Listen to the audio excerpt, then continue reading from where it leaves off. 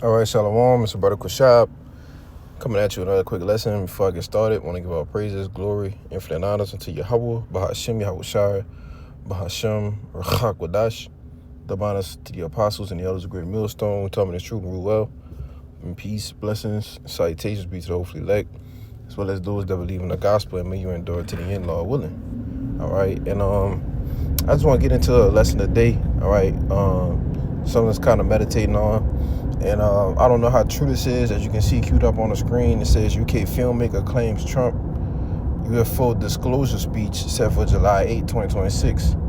All right, and like I said, you can take it with a grain of salt, grain of rice, but I don't know how true this actually is. All right, it says Lee claims he was contacted by a Trump administrator insider who says DJT has already written a historic UFO disclosure speech confirming humanity is not alone. All right, and I just wanted to get that part just to furthermore reiterate, because I was already had a title for this lesson, about there are more with us than that be with them.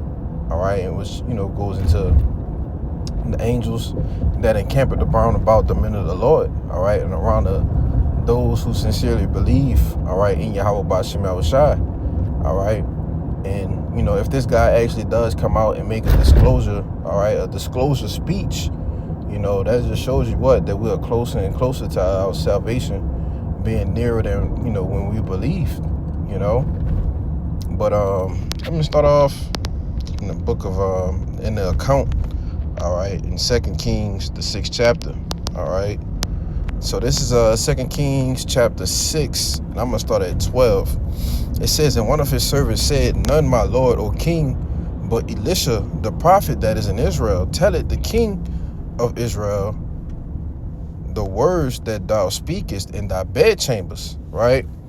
So, and what we understand Elisha, basically had spiritual powers, all right, in the times back then, when after Elijah was taken up by the whirlwind, Elisha actually received a double portion of his spirit, But it says, and he said, go and spy where he is, that I may send and fetch him. And it was told, saying, behold, he is in Dothan. Therefore he sent to the horses and chariots in a great host.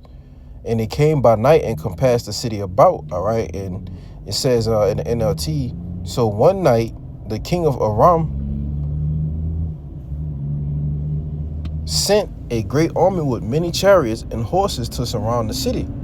All right. And when the servant of the man of the Most High got up early the next morning and went out, there were troops, horses, and chariots everywhere.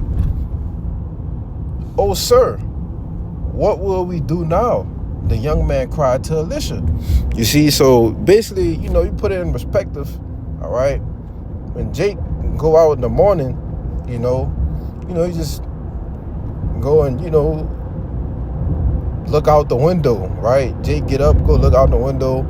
You might open a door, take a walk, in front of the house, whatever it may be, Basically, that's what he was doing. He was getting up, and just going outside.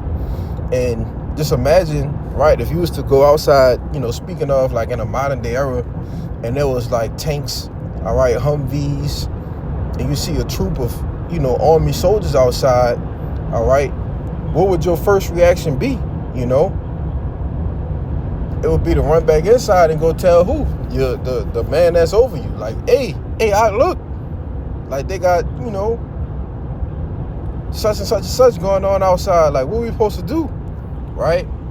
So verse 16, it says, don't be afraid, Elisha told him, for there are more on our side than on theirs, right? So when you read it in the KJV, it says, verse 17 or 16, it says, and he answered, fear not, for they that be with us are more than they that be with them. You see? And excuse me, one thing we always got to keep in mind, all right, especially in the times of trouble, in the times of calamities, all right, and the things that's getting ready to happen here on the planet Earth, all right, especially here in America, in these cities, in these, these places that, we actually dwell, that we're actually going to have to keep in mind that there are always, right, more chariots, more angels watching over us than the actual troops, right, than the actual people that are out to get us, man, right?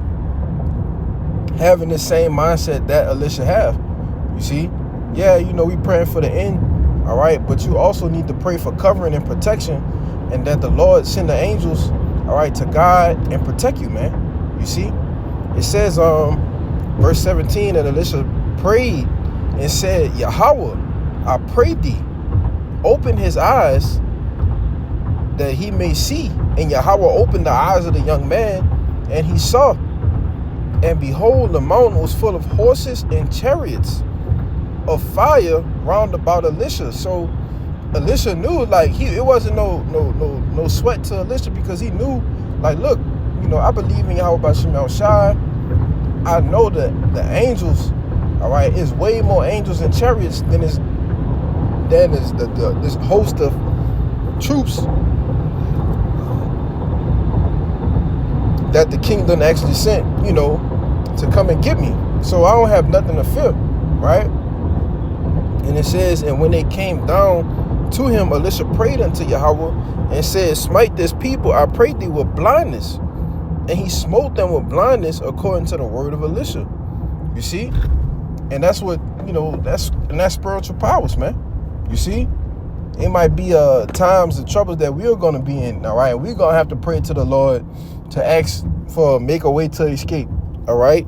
And he's going to do that, you see? He's never seen a righteous forsaken. So why would he start now, right? Excuse me. But man, they said when the mountain was full of horses and chariots, man, full of them. It was symbolically speaking, there's nothing but chariots. And they have the capabilities to camouflage, right?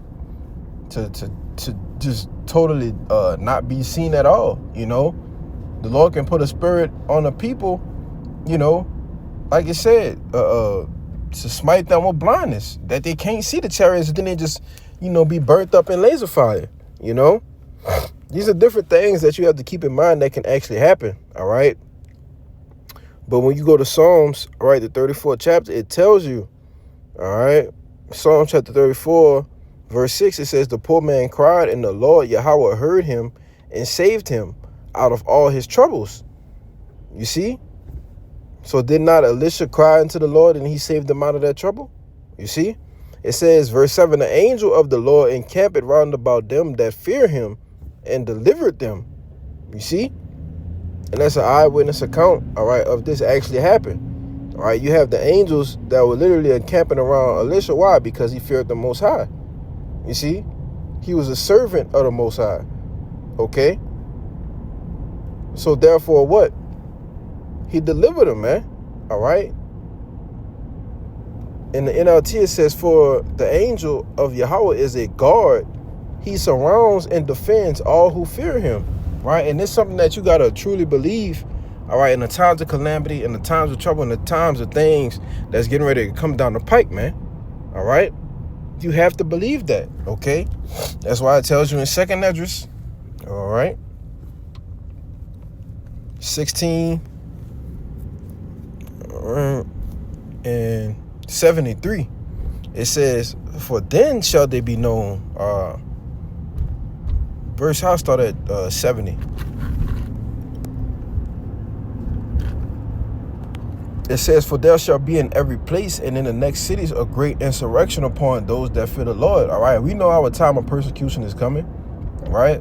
But we understand that we have the Lord on our side, right? If it says the Lord be with us, who can be against us, man? All right, I might have to grab that when I end it off with that, all right? It says, verse 71, they shall be like madmen, sparing none, but still spoiling and destroying those that fear the Lord. For they shall waste and take away their goods and cast them out of their houses, right? And this is, ultimately what's going to happen to, some of the Lord's elect, all right? Or majority. You see? It says, but verse 73 is where the separation comes in. It says, then shall they be known who are my chosen. Why? Because the Lord is going to lift up that standard, all right, pursuing Isaiah, the 59th chapter, all right, in the 19th verse. You see, when you go into that word standard, it means to make a way to escape, right? The Lord is going to give us those spiritual capabilities, all right, for these people who are pursuing us and wasting away our houses, all right, destroying our goods, okay? Or the Lord is getting ready. He's going to do something at that point in time where they're going to know, like, oh, shit, what was that? You know, was lifting up that standard, man. You know, that's what the Lord is going to do for us, man. You got to believe that, right? It says, who are my chosen, and they shall be tried as gold in the fire. Verse 74, hear, O ye my beloved, said Yahweh, or said the Lord, behold, the days of trouble are at hand, but I will deliver you from the same, right? Through what? Through the ways of the angels, man. The angels are what? Encamping around about us. And what? He's going to deliver us, man. Right? It says, verse 75, it says, be ye not afraid, neither doubt, for our power is your God. All right? And through the spirit and power of Yahweh by Shem Yahushai, that's what's going to guide us. All right? And let us know what different things that we need, places we need to go, directions. Right? When things are increased on the left-hand side in wickedness, how much more the right-hand side in righteousness, man? Right? But that's the point. All right, I'm going to get that one. Damn. I don't know exactly where it's at. How it go. Yeah.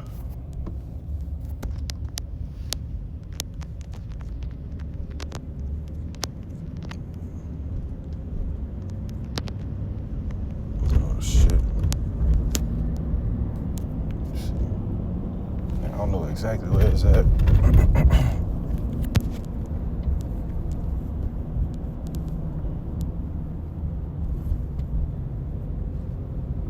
So like it, 1 second, just bear with me real quick.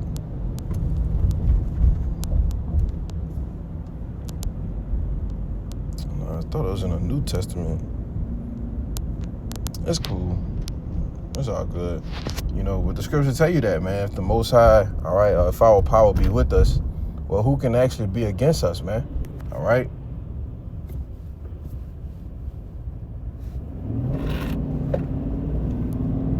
But I'm going to end it off with Isaiah 41 and 14.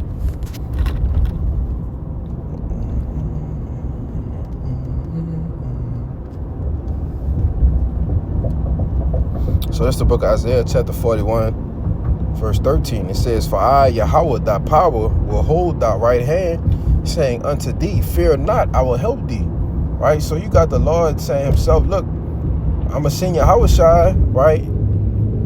And he's literally going to be there for us to protect us, man. Help us. All right? And like brother say all the time, you know, you have, you know, the Lord have angels, a certain angel, right, to protect each man day in, day out, you know, guiding them, leaving the house, guiding them back to the house, you know. That's just how serious the Lord is about his elect, you know. It says, verse 14, it says, fear not thou worm, Jacob. Why did he call Jacob a worm? Because a worm has no defense mechanisms. All right, and we're going to be at the point to where we don't have nothing left to defend ourselves against Esau Edom with. It's not going to be a gun, all right? It's not going to be your mixed martial arts training, all right? Whether you box, whether you Muay Thai, right? It's not going to be none of that. Our only defense mechanism is going to come into a point till we solely going to have to rely on Yahweh B'Shem Yahushai. You see? It says, and ye men of Israel, I will help thee, said Yahweh, and thy Redeemer, the Holy One of Israel. You see? So the Lord telling us, don't worry, man. He got us, you know? So that's pretty much the point. All right, I just want to get into a quick lesson and something to remember and ponder on, that ultimately the Lord always going to have our backs, man. All right, Lord willing, we endure to the end and be a part of the elect, you know? So that's pretty much it. And with that, I'm going to give all praises, glory, and honors unto Yahweh B'Shem Yahushai, B'Shem Chakwadash, Shalom, Barakim, Labakarim, Shalom.